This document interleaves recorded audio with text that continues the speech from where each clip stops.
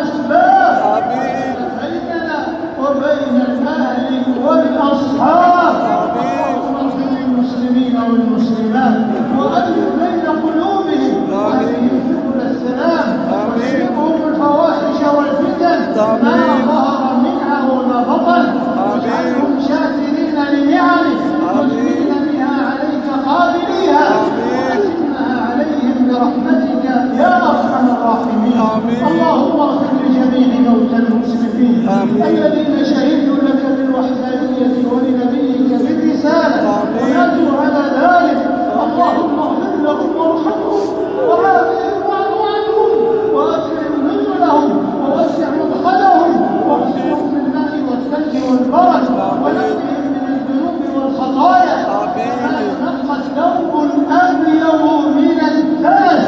وارحمنا اللهم اذا صرنا الى ما صاروا اليه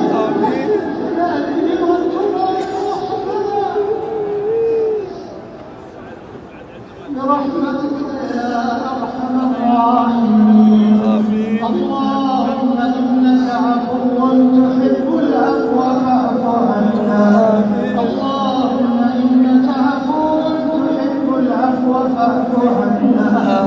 اللهم انك عفو تحب العفو فاعف عنا واعف عن والدينا وولاة امرنا وعلمائنا ومن له حق علينا وازواجنا وذرياتنا واقاربنا وذوي رحمنا ومن اوصانا واستوصانا ومن احبنا فيه ومن احببناه فيه. يا حي يا قيوم يا حي يا قيوم برحمتك نستغيث فلا تكلنا الى انفسنا طرفة عين واصلح لنا شأننا كله واصلح لنا شأننا كله يا ذا الجلال والإكرام.